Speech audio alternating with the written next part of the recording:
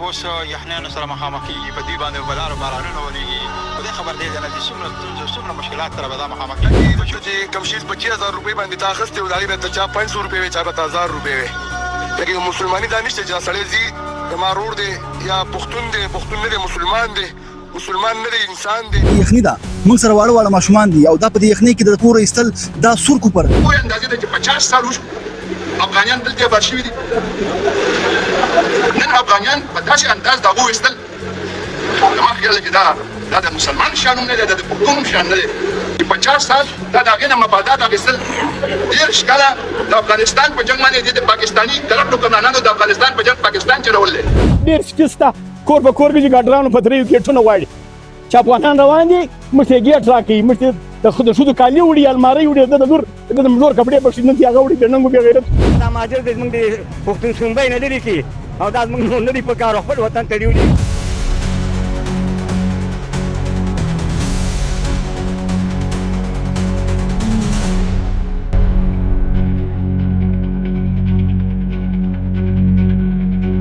چې روان دي په کاروبار سره ورسېدل خلکو بلاکونو سیل کاو نن سبا 20000 30000 روپۍ راغلي دا کروڑپتیان دي د خپل دکانونه دي خپل مالونه راتلو اوس ډېر زیات خبرې دي. هلکو له بیا ولې دا یار ته خو چې کار شته ګاګ دا خو بس ټول خوشاټاري راوځي دلته سودا والا پکې اوس دې د دې ځنه واپس نو کارخانو کې بیا څه پاتې بس هیڅ سم نه پاتې کېږي چې خالي کندرات به پاتې شي بس نور بس په څونه بې عزتي، په څونه تکلیف، په څونه خواري افغانان چې ملا سره دی نه عزت ساتي، نه قیام پرېږدي، نه ښځې پرېږدي. ستا ماښام یې لارویو ته نیولي دي بې شرمه بې حیا خلک چې د افغانانو جنګ نه وای کړی ستا مور خو به روس پخوا نه به برابر کړی.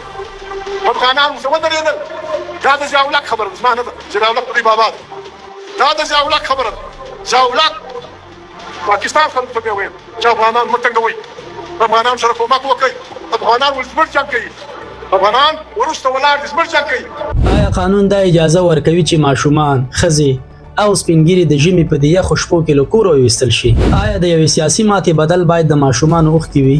خبره اقتصاد ده نو ولې هغه پالیسي عملي کیږي چې خپله پاکستان ته میلیارډونه تاوان رسوي؟ ولې د خلکو کورونه لوټ کیږي، مالونه یې ضبطیږي او د لکونو روپو سامانونه یې د 100,000 روپیو په بدل کې اخیستل کیږي؟ دا قانون دی که غلا؟ آیا اسلام د مجبور انسان د شړلو اجازه ورکوي که د هغه د ساتنې حکم؟ او تر ټولو مهمه پوښتنه دا نفرت د ولس دی که د واکمن سیاست؟ او څوک باید حساب ورکړي؟ تصور وکړئ یوه سړه شپه ده، د ژمي یخ بادونه لګیږي، ماشومان له یېرې او یخنۍ رپېږي، د تیارو په منځ کې د ماشومانو ژړا اورېدل کیږي. دا ژړا د لوږې، یخنۍ او د پنجاب د هغه ظالمانه او جابرانه پرېکړې له وجې ده چې په سیاست کې ماتې خوړلې. خو پوښتنه دا نه ده چې کډوال ولې ستنېږي، اصلي پوښتنه دا ده چې ولې په همدې یخ ژمي کې، ولې په همدې زور او ولې بې وسه او مجبوره انسانان د سیاست قرباني کیږي؟ کله چې یو انسان 40 کاله په یو ځای کې ژوند وکړي، هلته وزیږیږي، هلته لوی شي، هلته خاورو ته وسپارل شي، آیا هغه لا هم پردی بلل کېدی شي؟ او که بلل کیږي نو آیا د ژمي په دې یخ موسم کې د ماشومانو، ښځو او سپینګیرو شړل قانون دی که سیاست؟ په دې ویډیو کې موږ احساساتي شعار نه ورکوو بلکې موږ به دلیل وړاندې کړو، تاریخ به پرانیزو او سیاست به د انسانیت په تله وتلو. نو تر پایه را سره ملتیا وکړئ.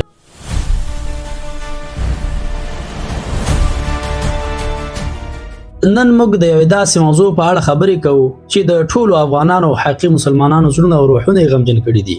دا یوازې یو سیاسي بحث نه دی، دا د انسان د عزت، د ماشومانو د اوښکو، د مور د فریاد او د سپینګیرو د بېوسۍ کیسه ده. موضوع د پاکستان له خاورې څخه د افغان کډوالو په زور ایستل دي. هغه کډوال چې نږدې نیمه پیړۍ د جګړو او ناامنۍ له امله له خپله وطنه لرې ژوند وکړ، خو نن په یخ ژمي کې د زور، فشار او سپکاوي سره مخ دي.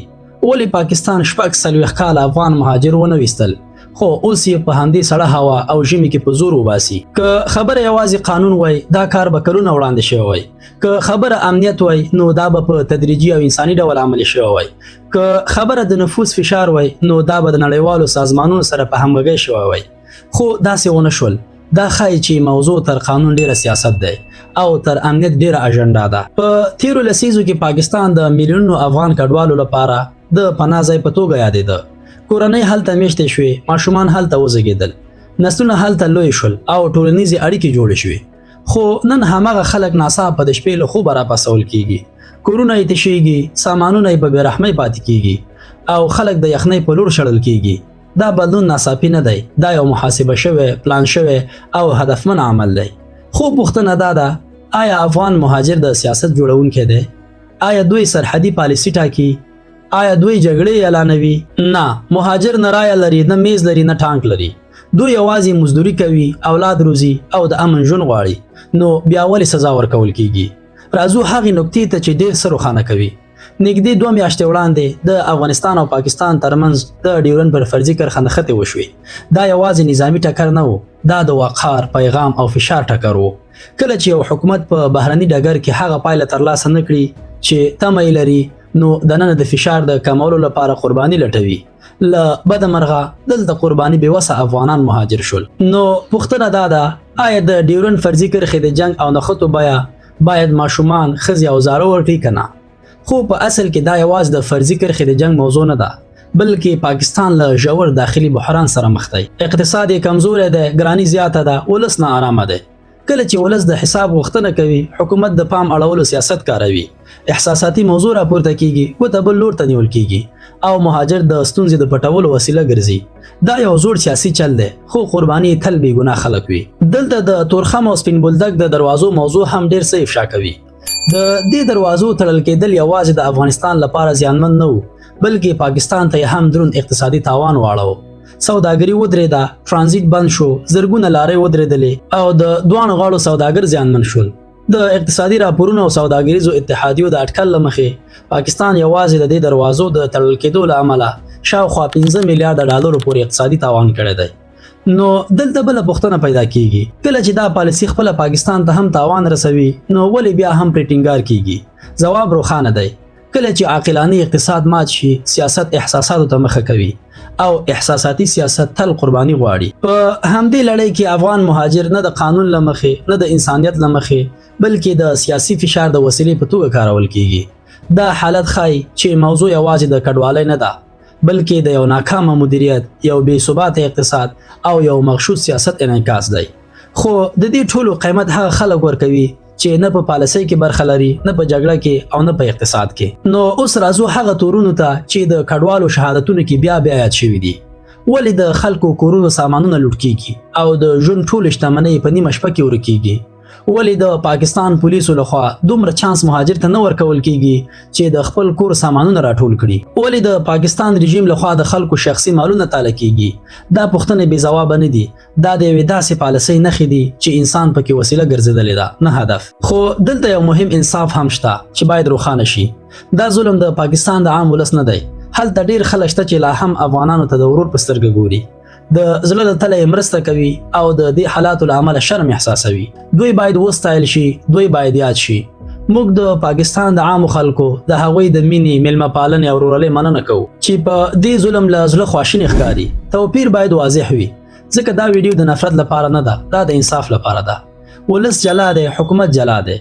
د ظلم مسؤلیت د پنجاب د واکمن سیاست او رسمي پریکړو پر غاړه دی، نه د عام ولس پر غاړه. خو درد دلته پای ته نه رسیږي. په داسې حالاتو کې ځینې کسان د مجبورۍ نه سودا جوړوي. د کډوالو سامانونه چې په لکونه ارزښت لري په 100,000 روپیو اخلي، لکه د 50 لک روپو کور ترې په 10 لکه غواړي او د انسان له مجبوریت ناوړه استفاده کوي. دا نه سوداګري ده، نه هوښیاري. دا ښکاره ظلم دی او هر ظلم یو ورځ حساب لري. کله اسلامي نظر دې مسئلې ته وګورو، نو اسلام موږ ته د مهاجرت عزت، حق او ستاینه راښایي. په یخنۍ کې د ماشومانو او ښځو شړل، د سپینګرو سپکاوی او د بېوسه انسان ځورول نه د اسلام له اصولو سره سمون لري او نه د انسانیت له ارزښتونو سره. دین موږ ته دا نه وایي چې پر مجبوره ظلم وکړو، بلکې دا را زده کوي چې د هغه لاس ونیسو. اسلام یوازې لمونځ نه دی، اسلام د انسان عزت دی. قرآن او سنت د مهاجر او مجبوره د ساتنې امر کوي. په پای کې داسې ویلی شو، افغان مهاجر نه مجرم دی، نه د سیاست لوبغاړی.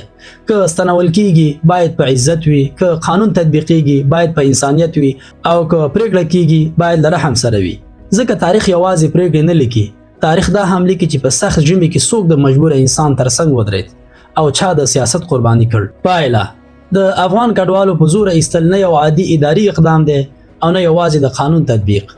دا د یوې ناکامې سیاسي محاسبې، داخلي اقتصادي فشار او احساساتي سیاست پایله ده. که خبره قانون وای دا به په تدریجي انساني او له نړیوالو اصول سره سم تر سره کېده، نه په یخ ژمي، نه په زور او نه د ماشومانو، ښځو او سپینګیرو په بیه. افغان مهاجر نه د سیاست جوړونکی دی، نه د جګړو اعلان کوونکی او نه د اقتصادي بحرانونو عاملین، خو بیا هم د فشار د کمولو تر ټوله اسانه قرباني ګرځول شوي دي. دا چلند نه د اسلام له اصولو سره سمون لري، نه د انسانیت له ارزښتونو سره او نه د عدالت د معیارونو سره.